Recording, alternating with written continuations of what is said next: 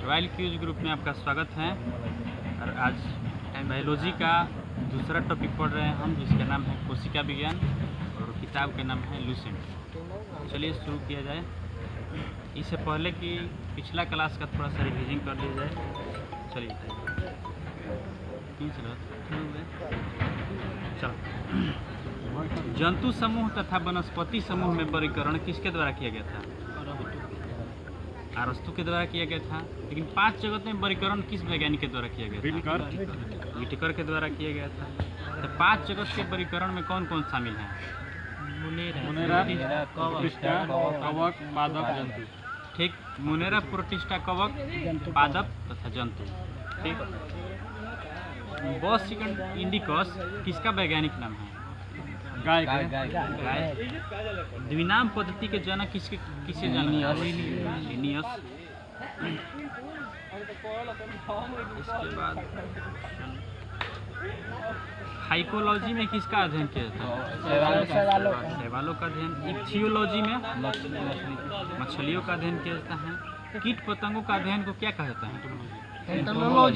Entomology कहा जाता है। चलो जीव, आज दूसरा टॉपिक है आपका फिल्म का। जीवद्रव्य के बारे में। आज कोशिका विज्ञान के बारे में हम लोग पढ़ रहे हैं, जिसमें सबसे पहला टॉपिक है जीवद्रव्य। जीवद्रव्य का नामकरण सर्वप्रथम किन के द्वारा किया गया था? पुरकिंजे के द्वारा किया गया था 1839 ईस्वी में। 1839 ईस्वी में। तो जीवद्रव्य क्या है?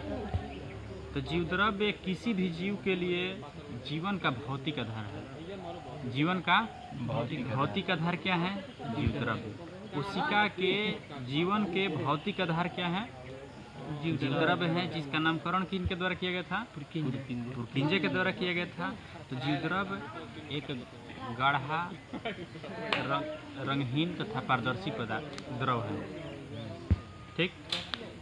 इसमें लसलसाहट भी होती है, और जितना भी जीव के सारी जैविक क्रियाएं होता हैं किसके माध्यम से होता है? जीवद्रव्य के माध्यम से ही होता है। ठीक। चलिए, इसके बाद जीवद्रव्य के 2 भागों में बांटा गया है। जीवद्रव्य के 2 भागों में बांटा गया है। कौन कौन? तो कोशिका द्रव तथा केंद्रक द्रव। कोशिका द्रव तथा केंद्रक द्रव। तो सबसे पहले कोशिका द्रव्य और केंद्रक द्रव्य किसे कहा जाता है? तो केंद्रक यानी कि कोशिका के भीतर एक केंद्रक होगा, और केंद्रक के भीतर जो द्रव पाया जाए उसे केंद्रक द्रव कहते हैं। और केंद्रक तथा कोशिका के बीच में जो द्रव पाया जाएगा कोशिका द्रव, उसे कोशिका द्रव कहते हैं। ठीक। यानी कि कोशिका के अंदर केंद्रक होता है, कोशिका के अंदर केंद्रक होता है, और केंद्रक में जो द्रव पाया जाएगा उसे केंद्रक द्रव कहा जाएगा। लेकिन केंद्रक के बाहर जो द्रव पाया जाएगा उसे कोशिका द्रव्य के नाम से जाना जाता है। ठीक। जीवद्रव्य के 99% भाग मात्र 4 तत्वों से ही मिलकर बनाया गया है, जिसमें पहला ऑक्सीजन। ऑक्सीजन की मात्रा कितना परसेंट तक रहता है? लगभग 76% तक रहता है। इसके बाद कार्बन की मात्रा है 10.5% है। हाइड्रोजन 10, जबकि हाइड्रोजन की मात्रा 10% है। चौथा में नाइट्रोजन है 2.5%। और तत्व भी हैं। जीवद्रव्य का लगभग 80% भाग क्या है? जल ही है। इसलिए जीवद्रव्य में कार्बनिक पदार्थ तथा अकार्बनिक पदार्थों का रेशियो कितना दिए गए हैं? 81:19। 81:19 होता है। कोशिका जीवन के सबसे छोटी क्रियात्मक एवं संरचनात्मक इकाई है। जीवन के सबसे छोटी क्रियात्मक एवं संरचनात्मक इकाई क्या है? कोशिका है, क्योंकि एक एक कोशिका से मिलकर शरीर का निर्माण हुआ है। ठीक। हजारों लाखों करोड़ों कोशिका मिल करके एक शरीर का निर्माण किया गया है। तो कोशिका के अंदर पूछ दिया गया कि भार के प्रतिशत में यानी कि जल की मात्रा लगभग कितना होता है? तो 70 से 90% तक लगभग होता है। यानी कि कोशिका में जल की मात्रा लगभग कितना होता है? 70 से 90% तक होता है। और कोशिका से संबंधित जो अध्ययन किया जाता है उसे क्या कहा जाता है? कोशिका विज्ञान साइटोलॉजी के नाम से जाना जाता है। ठीक, कोशिका शब्द का प्रयोग सर्वप्रथम किस वैज्ञानिक के द्वारा किया गया था? रॉबर्ट हुक के द्वारा 1665 ईस्वी में। 1665। सबसे छोटी कोशिका माइकोप्लाज्मा का होता है। सबसे छोटी कोशिका माइकोप्लाज्मा का होता है। और सबसे लंबी कोशिका किसका होता है? शुतुरमुर्ग के अंडा के। लंबी कोशिका तंत्रिका तंत्र। सबसे लंबी कोशिका और सबसे बड़ी कोशिका शुतुरमुर्ग के अंडे में होता है। ठीक, कोशिका सिद्धांत का प्रतिपादन किस वैज्ञानिक के द्वारा किया गया था? स्लाइडेन एवं स्वान के द्वारा दिया गया था। लेकिन स्लाइडेन और स्वान ने दिया था, लेकिन ये दे दिए थे, पर सिद्धांत दे दिए थे लेकिन समझा नहीं पाए थे। कोशिका सिद्धांत दे दिए थे लेकिन समझा नहीं पाए थे।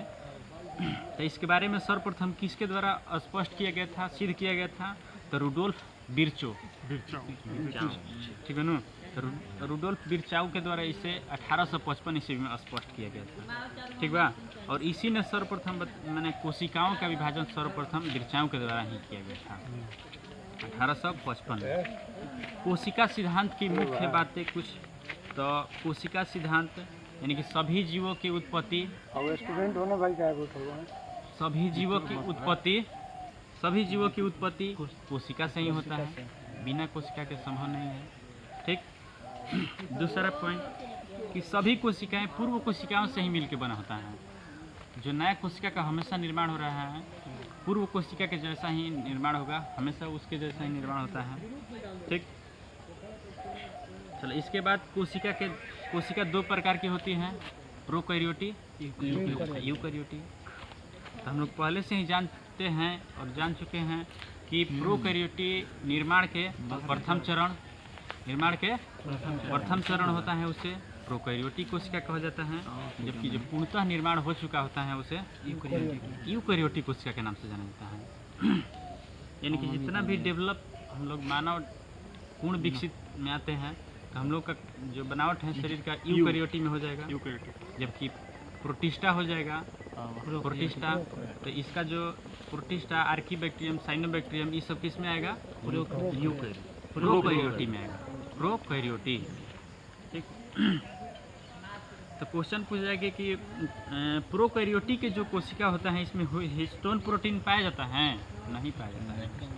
हिस्टोन प्रोटीन का डेवलप अभी तक नहीं होता है इसमें प्रोकैरियोटी में, जिसके चलते क्रोमेटिन का भी निर्माण नहीं होता है। हिस्टोन प्रोटीन नहीं बनने के कारण क्रोमेटिन का भी निर्माण नहीं होता है प्रोकैरियोटी में। तो पूछा जाएगा कि आखिर बनता कैसे है? तो डीएनए से। ठीक, तो प्रोकैरियोटी कोशिका केवल डीएनए के गुणसूत्र के द्वारा ही बनता है। ठीक, तो इसमें कोशिका उतना विकसित नहीं रहता है, जिसका उदाहरण क्या हो जाएगा? तो जीवाणु, नीलहरित शैवाल, ये सब प्रोकैरियोटी के उदाहरण। जबकि यूकैरियोटी, इसमें दोहरी झिल्ली होती है, दोहरी झिल्ली से घिरा हुआ केंद्रक होता है। इसमें डीएनए तथा हिस्टोन प्रोटीन दोनों पाया जाता है। ठीक, चलो इसके बाद फिर से थोड़ा सा रिपीट करते हैं। जीवद्रव्य का नामकरण किसके द्वारा किया गया था? पुटिंजे के द्वारा किया गया था। कब? 1839 में। तो क्वेश्चन पूछा कि जीवन की भौतिक आधार क्या है? जीवन की भौतिक आधार जीवद्रव्य है। जीवन की भौतिक आधार जीवद्रव्य है। जो इसे जीवन की भौतिक आधार क्यों कहा जाता है? क्योंकि जितना भी जीवों के जैविक क्रिया होता है जीवद्रव्य के द्वारा ही होता है। ठीक बा? तो जीवद्रव्य कैसा इसका आकार होता है? तो जीवद्रव्य एक तरल गढ़ा लसलसा चिपचिपा पदार्थ होता है। ठीक, चिपचिपा द्रव होता है। तो जीवद्रव्य को दो भाग में बांटा गया है, कोशिका द्रव्य और केंद्रक द्रव्य। तो केंद्रक द्रव्य कहाँ मिलता है? केंद्रक के अंदर मिलता है। कोशिका द्रव्य कोशिका केंद्रक के बीच, कोशिका और केंद्रक के बीच में मिलता है। केंद्रक में नहीं, केंद्रक में केंद्रक द्रव्य मिलता है। ठीक, तो जीवद्रव्य के 99% भाग में 4 तत्वों से मिलकर ही बना है, जिसमें सबसे अधिक मात्रा में ऑक्सीजन 76%, 76%, जबकि दूसरा कार्बन 10.5%, तीसरा हाइड्रोजन 10%, चौथा नाइट्रोजन 2.5। ठीक। और क्वेश्चन पूछा जाएगा कि जीवन के छोटी क्रियात्मक एवं संरचनात्मक इकाई क्या है? कोशिका। इसे क्यों कहा जाता है? क्योंकि कोशिका के बिना मानव जीव का निर्माण, कोई भी जीव का निर्माण संभव है ये नहीं है। ठीक। हमेशा हर सेकंड हर मिनट में लाखों करोड़ों कोशिका मरता है, लाखों करोड़ों कोशिका जीवित होता है। ठीक। कोशिका शब्द का प्रयोग सर्वप्रथम किस वैज्ञानिक के द्वारा किया गया था? रॉबर्ट हुक के द्वारा किया गया था। कब? तो 1665 ईस्वी में। ठीक। जबकि क्वेश्चन पूछा जाए कि सबसे बड़ी कोशिका किसकी है? शुतुरमुर्ग के अंडा। शुतुरमुर्ग को ऑस्ट्रिच बोला जाता है। सबसे लंबी कोशिका? तंत्रिका तंत्र। सबसे छोटी कोशिका? माइकोप्लाज्मा। कोशिका सिद्धांत के प्रतिपादन किनके द्वारा किया गया था? स्लाइडेन टी सवान के द्वारा किया गया था। टी मतलब थियोडर सवान। तो लेकिन ये सिद्धांत को बताने में असफल रहे।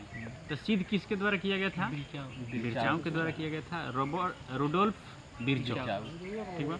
1855 में कोशिका सिद्धांत दिए थे। तो उसका कुछ मुख्य बिंदु हैं। जैसे कोशिका सिद्धांत के मुख्य बिंदु: सभी जीव कोशिका एवं कोशिका के उत्पाद से मिलकर बने होते हैं। बिना कोशिका के संभव नहीं है किसी भी जीव का निर्माण। सभी कोशिकाएं पूर्व कोशिकाएं के से ही मिलकर बना होता है। सभी कोशिकाएं पूर्व कोशिकाओं के जैसे ही मिल करके बना होता है। ठीक है।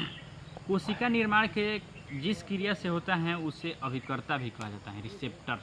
ठीक। इसके बाद कोशिका को दो भाग में बांटा गया है: प्रोकैरियोटी, यूकैरियोटी में। प्रोकैरियोटी में हिस्टोन प्रोटीन नहीं होता है, जिसके चलते क्रोमोटिन का निर्माण नहीं होता है।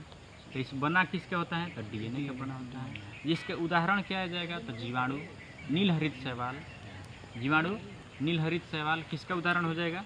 तो प्रोकैरियोटी कोशिका का उदाहरण हो जाएगा। यूकैरियोटी कोशिका जिसमें दोहरी झिल्ली होती है, केंद्रक आवरण बना होता है तथा साथ ही साथ इसके अलावा केंद्रिका भी होता है। ठीक बा।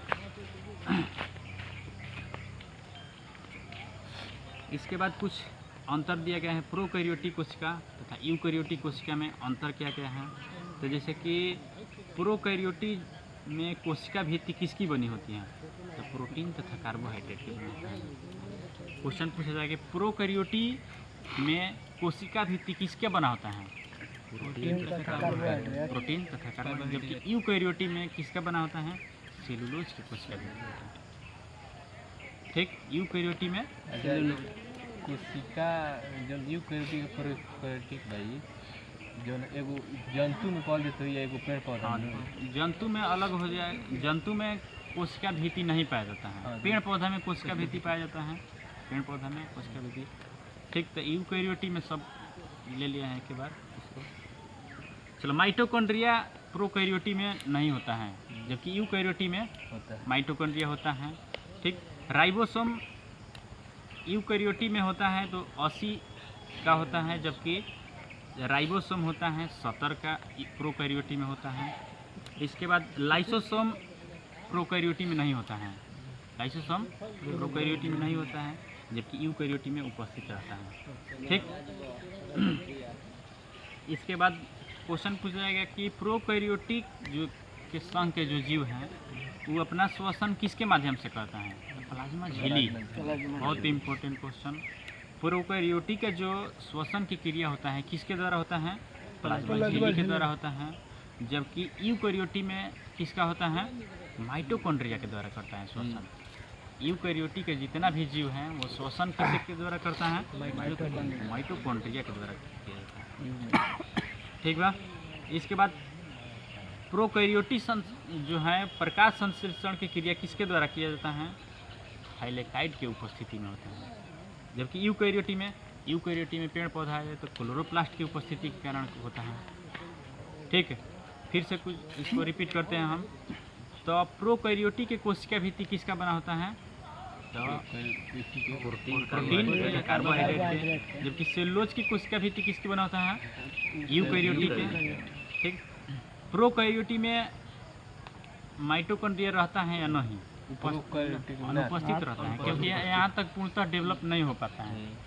जबकि यूकैरियोटी में उपस्थित रहता है। ठीक, गोल्गी काय, केंद्रक, झिल्ली, लाइसोसोम, ये सब अनुपस्थित रहता है प्रोकैरियोटी में, जबकि यूकैरियोटी में सब रहता है। ठीक, इसके बाद कोशिका के कुछ भाग हैं जिसको नेक्स्ट क्लास में करेंगे हम लोग। कोशिका के कुछ भाग मुख्य भाग हैं जो आगे नेक्स्ट क्लास में पढ़ेंगे।